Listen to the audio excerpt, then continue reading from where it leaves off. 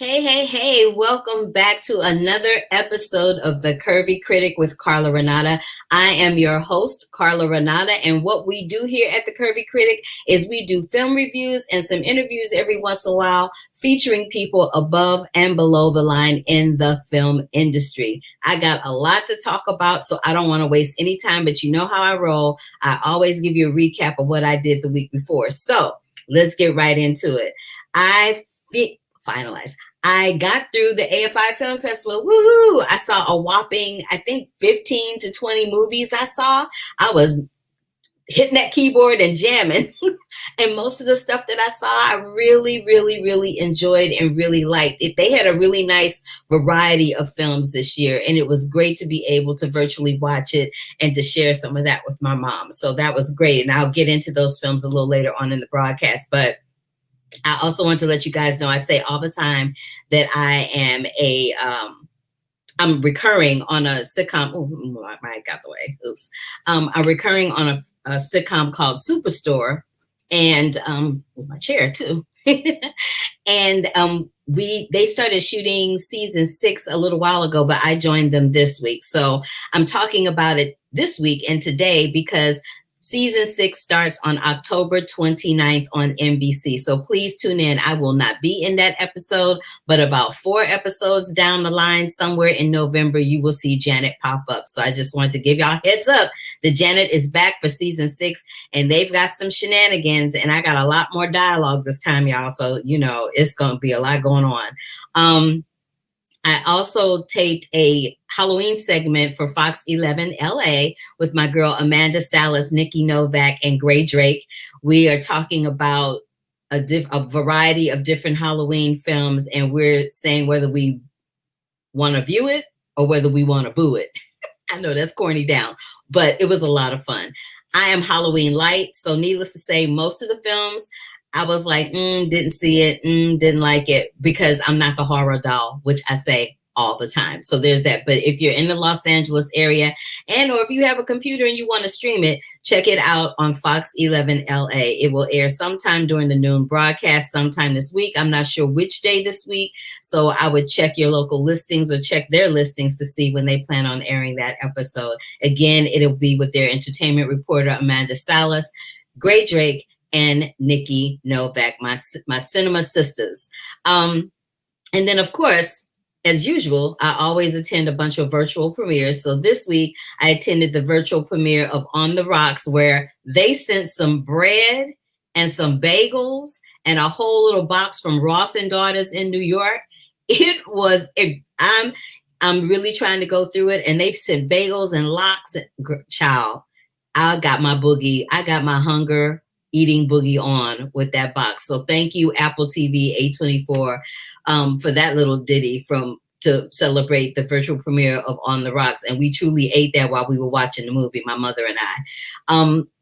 I also got to go to not a virtual premiere, but like a Q&A, a special Q&A that was in tandem with the AFI Film Festival around a title that's going to show on Netflix called Rebecca, which I'll get into that in a little bit too.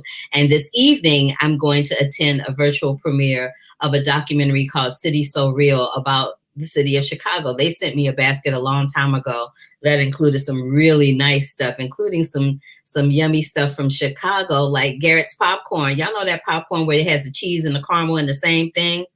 I downed that bad boy in like one fell swoop. It was pitiful. And then I went to I went to a drive-in premiere with my mom. We went to the AFI showing of One Night in Miami. We did the little red carpet in my little Mustang. So now y'all can see my little raggedy car.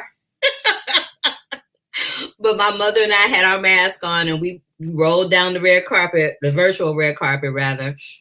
And we watched One Night in Miami. I've talked about that here before. It's a film that's directed by Regina King, and it chronicles the night of these 4 brothers, Muhammad Ali, Jim Brown, Sam Cooke, and Malcolm X in this hotel room the night that Muhammad Ali won his heavyweight title. So we will be hearing a lot more about that as the season moves on. Also want to make y'all aware of Angel Manuel Soto, and I did a Q&A interview / virtual thing for Film Independent, and I've done quite a few of those for Film Independent lately. But the one I did with Angel Manuel Soto, who is the director of Charm City Kings, that one is up right now on YouTube on the Film Independent site. So I just wanted to make you guys aware of it so that you could check it out, because I can't air it here. That's like a conflict of interest copyright situation. But you can go over to the Film Independent YouTube site and stream it over there. And last but not least, if y'all have not registered to vote, you are late. Just want to let you know. But you are not. But if you are registered to vote, you get to vote in your state early. Please, please, please. I got out and voted last weekend with my mom. Please get out and vote. I saw that final presidential debate. Y'all, come on now. We got to do this. We got to band together despite our differences and get this fool out the White House, because he is crazy as hell. And he's got to go. He just got to go. So let me get some shout outs in the chat room. I see Dolores. Oh, hey, Dolores, how you doing? No, darling, I had to step away from the GH show because I'm doing Superstore. My call time, excuse me, my nose itches. My call time is at 5 a.m. in the morning, and I work Monday through Friday from usually about 5 a.m. to 7 p.m. So I'm just exhausted, and I have to take Saturday and a little bit of Sunday to kind of recharge. And I'm caretaker for my mom too. So I needed some time to myself. So it's not that I won't ever be there. I just had to take a break from it for the moment. I also wanted to give a shout out to my boy Brandon. He's always there. Love my Brandon. But I also want to give a shout out to Brandon because Over the Moon came out, and Brandon sent me this beautiful, beautiful Over the Moon artwork of Fei Fei and her little bunny Bungie. I love that he does this for me. So that's the first one. And then there's another one that he sent me too, which is really hella cute. But I love that Brandon draws these for me and sends them to me on Twitter. And they are that's the two of them together. Okay. He sends them to me. They're everything. They're really cute and they're really good. Like, that's really good drawing, Brandon. I'm looking forward to you becoming one of the animated filmmakers that I talk about on the Curvy Critic moving into the future. And I also want to give a shout out to my boy, Michael B. Hey, Michael B, how you doing? Love seeing y'all here always. Love it, love it, love it. So, all right, moving on with the show.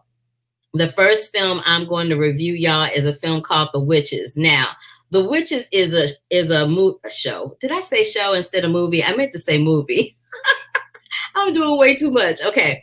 So The Witches is this film that it was made before in the 90s. There was another version of it with Angelica Houston. And it was a primarily all white cast when they did it in the 90s, when it was produced by Warner Brothers and the Jim Henson Productions. But now it has been reimagined and reproduced and is streaming on HBO Max in tandem with Warner Brothers. It now stars Anne Hathaway, Octavia Spencer, and Stanley Tucci. And the 90s version was directed by Nicholas Roeg. Now, this is the thing. It's about this 7-year-old boy who encounters this witch who looks like everybody else, but he ends up getting trapped into a banquet room in a hotel where him and his grandmother have decided to come to after the encounter with the witch in their town close to their house. They go to this hotel. He gets trapped in this room and he gets turned into a mouse by this high witch. And so the rest of the film deals with him and his grandmother, who's played by Octavia Spencer, hatching a plan to get the potion to turn all the other witches into mice so that they can't harm or terrorize any more children. Now, this is the thing. This is what I love about this version. It's being told from a Black perspective. So that already gives it a different kind of flavor and a different kind of feel. The grandmama's Black. The little boy that got turned into a mouse is Black. There's a scene before they move to the hotel where, let me back it up a little bit. The little boy ends up living with his grandmother because his parents get killed in an accident. I know that sounds like a downer, and it is. But they get killed. He ends up living with his grandmother, and his grandmother pulls out all the stops. I mean, she gives him some chicken to try to cheer him up. You know, no child can resist their grandmother's cooking, but this child could. But baby, when Octavia Spencer puts a record on the record player and starts playing Reach Out by the Four Tops and does this whole song and dance to get him to dance with her, that was everything. And eventually he succumbs and he comes around. But when they get to this hotel, shenanigans ensue. Now, a lot of people have been online going on and on and on and off about how they cannot stand Anne Hathaway's accent. Did y'all forget that Angelica Houston had an accent in the other version of The Witches? It just kind of comes with the territory. And so the accent's all over the place. They never said specifically where she was from. So her accent can be all over the place. It's a movie. It's not real life. Get a grip. Get your life. I loved it. I had a good time. Some of that CGI at the end of it was a little funky, and I wasn't feeling that too much. But I love that Chris Rock was narrating it. That's all you need to know. It had a more comedic element, because that one with Angelica Houston, I ain't gonna lie, I was scared. When she's in that thing and she pulls that face off, baby, ooh, I can't. But again, y'all, it is streaming on HBO Max in tandem with Warner Brothers right now. Now, I love this brother that I'm about to talk about right here. Oh, no, I take that back. Let me rewind. So there's a young lady named Munirah Safiyah Jones, and she hooked up with OWN, Oprah Winfrey's network, to produce an animated series of shorts centered around the vote called Own Your Vote. They are pure comedy, but they make that point about why it's so important to vote. And I think it's like 6 different episodes, and they've already gotten picked up for a season 2. So I can't wait to see what happens with this particular series. But I love that this young woman has created this niche for herself, and she does a sort of animation that I've never seen before. And she writes in the voice that Black people talk in, because oftentimes I will talk about how I'll see a project and it's oftentimes, written and the characters are talking in a way that my friends and I don't really talk like. So I'm always a little annoyed by that. So I love the fact that she has characters talking the way that we talk, and it's everything. But I want y'all to take a look and a listen to this interview I did as part of the AAFCA Roundtable series. So you can see the full AAFCA Roundtable series interview video of this there. You can also see my full interview of the AAFCA Roundtable interview with Munirah and Tina on my site, my YouTube channel. But for right now, I'm going to give you this 5-minute snippet of what we talked about that day. So take a look and a listen to Munirah Safiyah Jones and Tina Perry talking about On Your Vote. There's that one episode called This Land Was Made for Drew and Lee. And there's that whole different spin where there's a conversation between the Black woman and the white man, where he takes that joke just one step too far. And I love how you incorporated that in the process of this whole voting discussion, because it's a real conversation. What was the impetus to bring that into the forefront as well? Well, I think most Black women have experienced, microaggressions in the workplace. And I will just say, after the last election, literally the day after the election, it was palpable in my workplace. And so I never forgot it. I never forgot things that I would hear from my colleagues and from my supervisors. And that affects the way that we move, throughout our lives. Too often Black women are interrupted and just all kinds of stuff, whether it's the workplace or our home life or whatever. And so it was important that I present Camille, as a full woman. We wanted to go into the workplace, and we wanted to have her have a conversation with someone there. And I wanted to get like a white man's perspective. And I pulled from my own experiences to create that man. So that's basically how I did that. It was important that we do it. So I appreciated it. I really did, because everything else pretty much dealt with the ladies and their shenanigans. But there was that one episode that dealt with that. And I was like, oh, okay, Munirah, you a deep doll. Okay, thank you for that. And it was bite-sized. I had to get it in a bite-sized episode. But like I said, we could go so much longer. And we could have so many more episodes, but we had to get it done quickly. So I need for you to do a follow-up episode on that one, though. I just want to see how that whole relationship kind of plays out. Don't you think so, Tina? Yes, I do. And I want to say that, you know, we have a pretty mixed workforce at OWN, which is one of the great things about the company. And it was interesting how so many people loved that episode. Didn't matter actually who you were, your background, what age you were, your race. Like, people were cracking up all across the network watching that episode because, you know, and I think what people appreciate is that Munirah brought into this series, these suite of animated shorts, a lot of her personal life experiences. And because they respected and related and understood the creator she is and how important that she import that in, it was so well received, not just within the company, but also even outside in the way you're describing. So I'm glad you picked that up because that's a great episode. She had a lot of people laughing with that one. My pleasure. Thanks, ladies. So it's an abridged version, like I said. And again, the series is called Sincerely Camille, you guys. It highlights the political issues and concerns that Black women face at the polls this fall. And there's a bunch of episodes.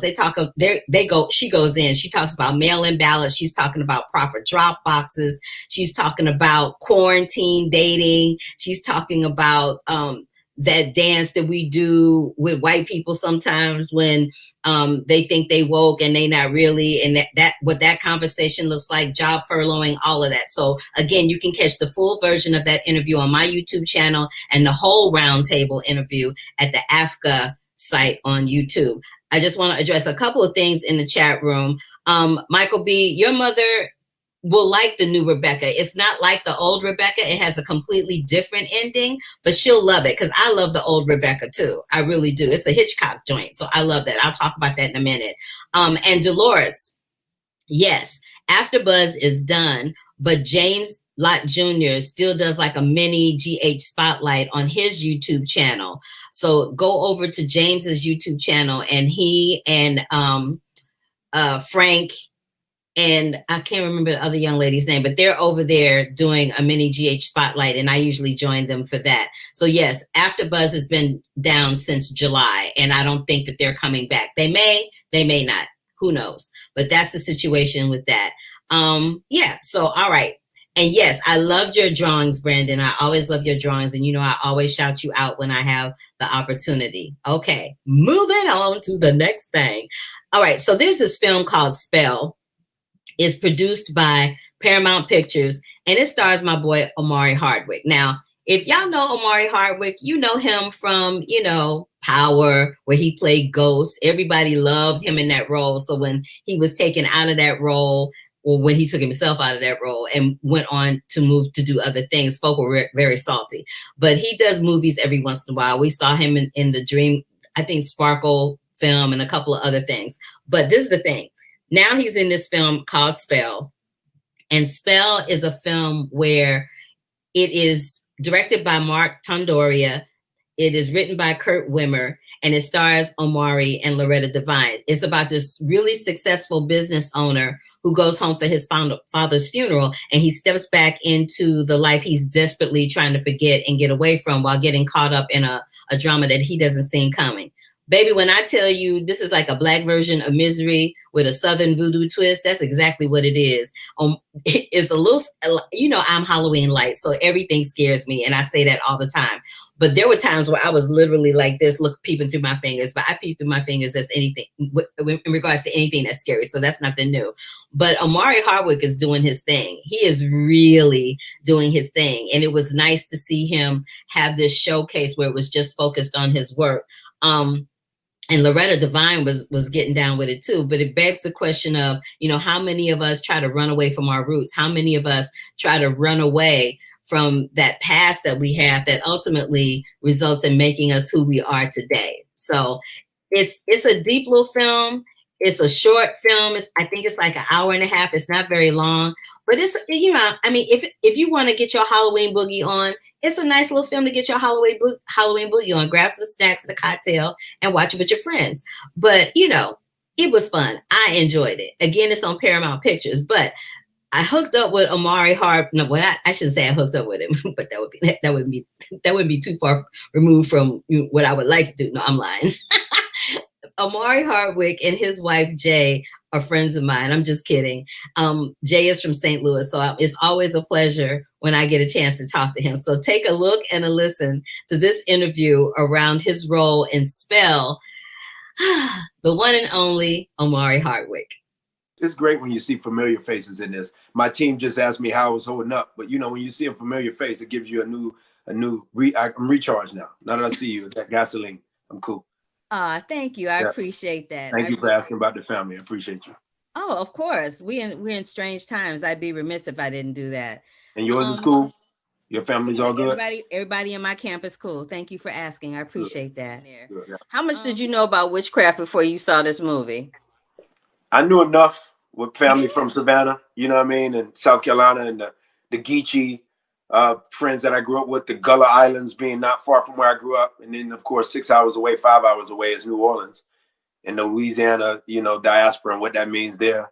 I have friends that were Haitian growing up. I have friends that are Haitian. I have friends that are African. So I'm no stranger to the basic construct of hoodoo and voodoo, and that of the lineage connector to us in terms of the African diaspora.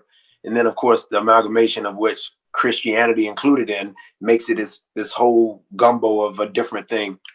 I did not know what I learned further, and that being that they do have these beliefs that many of these people have been on Earth for the amounts of time that we as the viewer watching, for example, Loretta's Eloise, we view her as someone who's about an age that our eyes, you know, perceive her to be.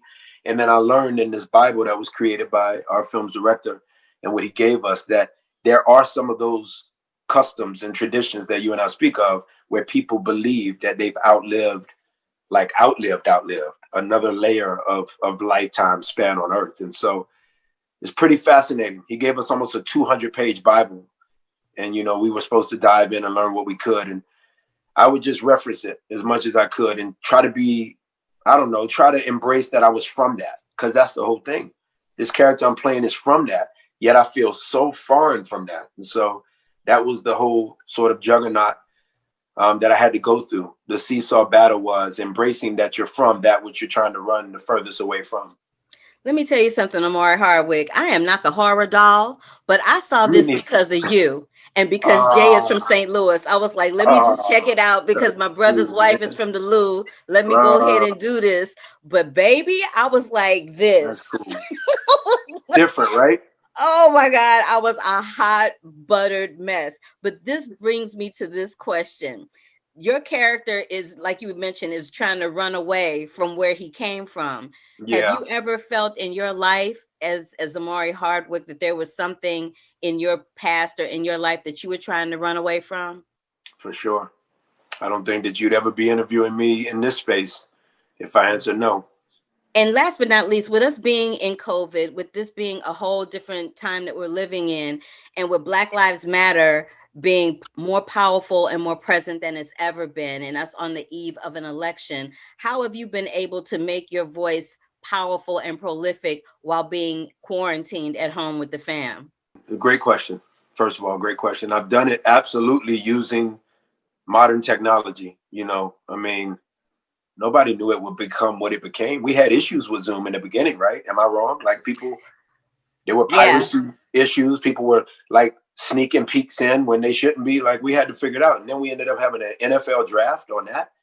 I could speak to all of HBCU for their commencement when these poor kids didn't get to walk across the stage. And so I just continued in that space, whether it's talking to you or whether it's talking to Stephen A. on ESPN.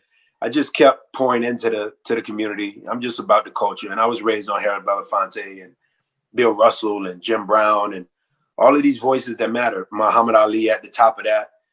Deion Sanders, who's become an activist in many ways, even using spirituality to do so. So for me, the athletes were the first heroes for me because I was such a sport kid.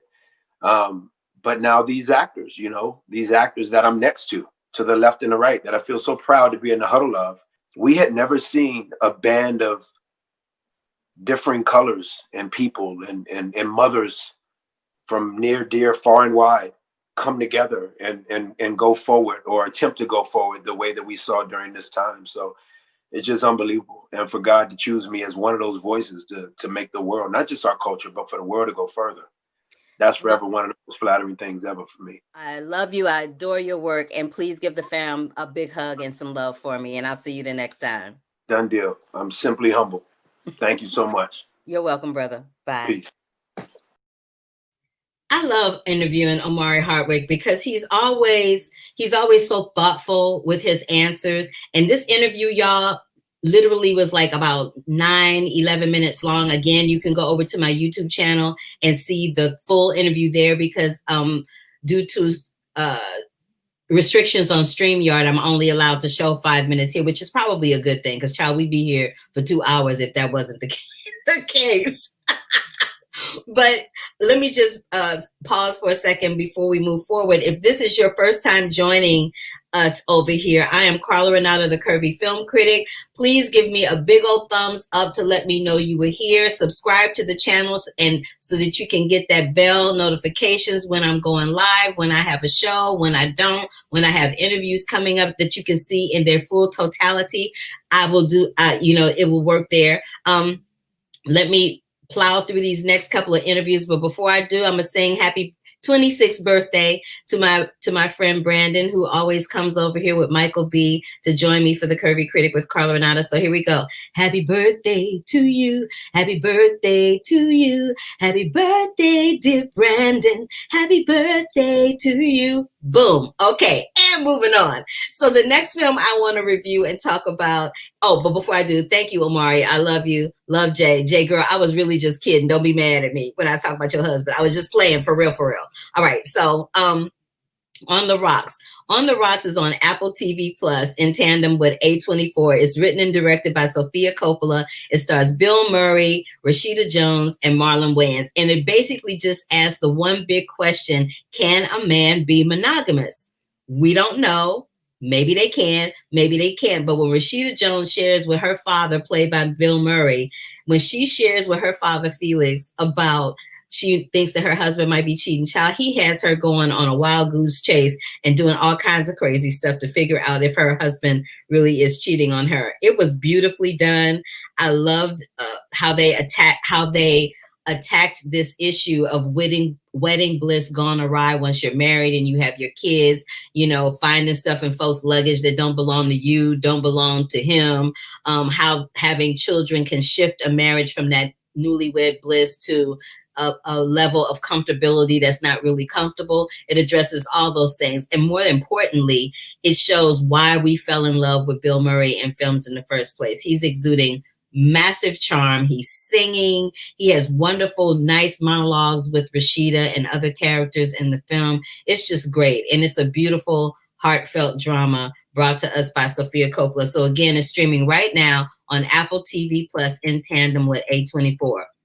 Now, Michael B., here we go with Rebecca. Rebecca is streaming on Netflix, and it was written by Jane Goldman, Joe Shrapnel, and Anna Waterhouse. Waterhouse. And it's based on a Daphne du Maurier book. Now, it's directed by Ben Wheatley, and it stars Armie Hammer, Lily James, and Kristen Scott Thomas.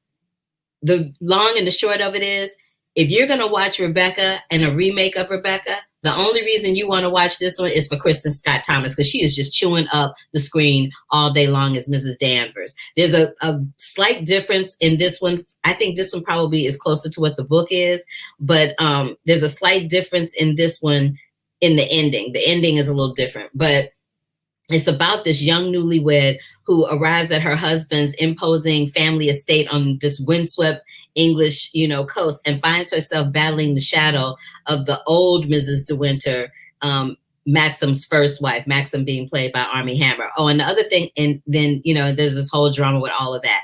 But the one thing I do want to say about this film is that Armie Hammer, this is the first time I've seen Armie Hammer really own that movie star vibe that he has. He reminds me so much of Robert Redford in The Great Gatsby and The Way We Were, like that presence that Robert Redford had when he was younger. Armie Hammer is giving me that all day long. So again, Rebecca is streaming, and I suggest watching it.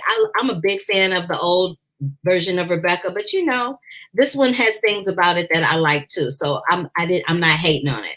I always love the original better, but this one was adequately done.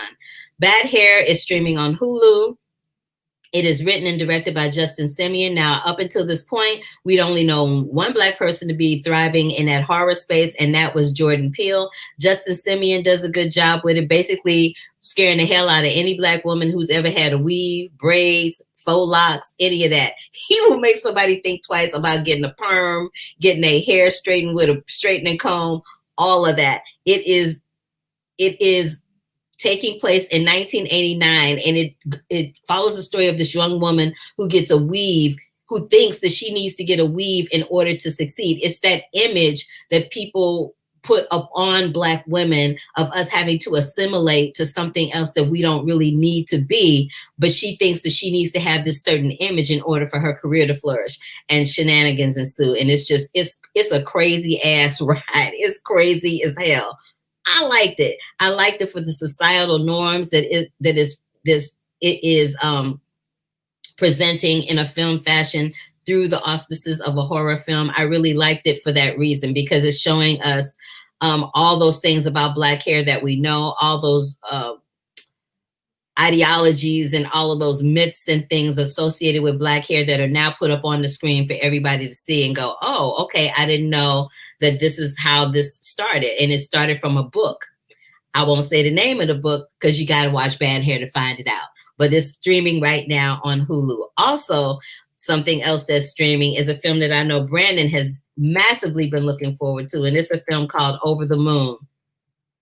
Over the Moon is this Asian animated drama that is directed by Glenn Keane. It was written by Audrey Wells, and it's an animated musical about this young girl who builds a rocket ship and blasts off hoping to meet this mythical moon goddess named Shanga, because it's like an Asian folklore thing. And she believes that if she meets Shanga, that she can take this and take a picture with her. She can take it back to her dad and prove that, love lasts forever, because her father now wants to remarry, and she's having none of it.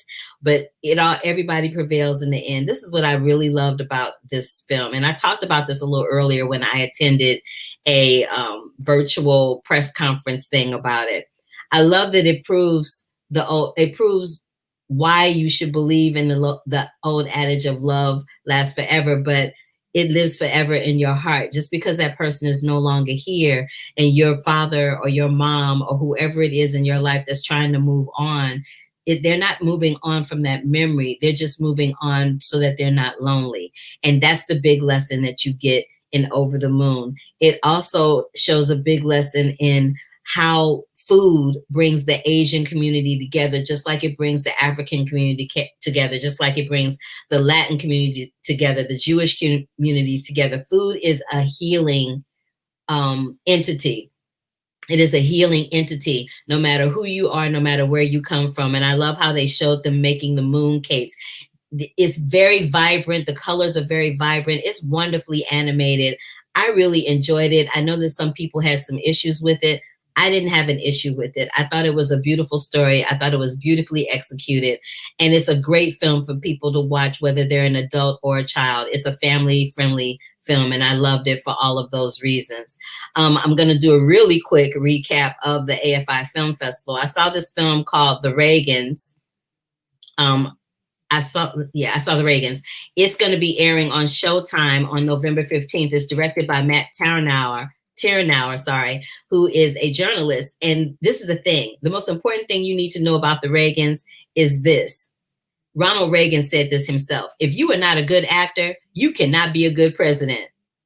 I'm going to say that again. If you are not a good actor, you cannot be a good president. We got somebody in the White House right now who is not a good actor, and he sure as hell is not a good president. So I'm going to need y'all to get out and vote. Again, I said it. Yes, I did.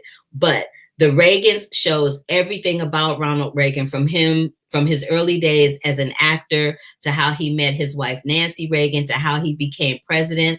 And y'all, it's like he had been training for that role his entire life. It was very, very eye-opening and really, really interesting. I enjoyed it. It's a series, it's a 4-part series, docu-series that's going to air on Showtime. So you can catch that there on November 15th on Showtime. I also saw, I don't know if you call this a documentary or what you would call it, but it's called Hopper Wells. And it's basically Orson Welles was let loose with a camera right after Dennis Hopper had won the Oscar, or had completed rather, his film Easy Rider. And so these two, and no one else had done what Orson Welles had done until Dennis Hopper did it with Easy Rider. So they were sitting in this room. It's shot in black and white. The camera is not on Orson Welles. The camera is solely on Dennis Hopper the whole time. It's hella long. And I just don't know if this needed to be released as a film, because it looked like somebody's home movie that somebody said, oh, I bet this will make a great movie.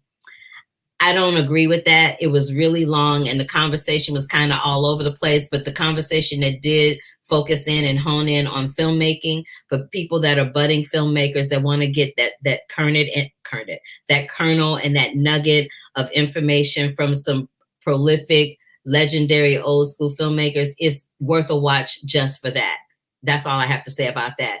And last but not least, I saw a film called Wanderdarkly. It is produced by Lionsgate. It's directed by Tara Mills, and it stars Sienna Miller and Diego Luna. It will be on Lionsgate. It'll be released by Lionsgate on December 11th.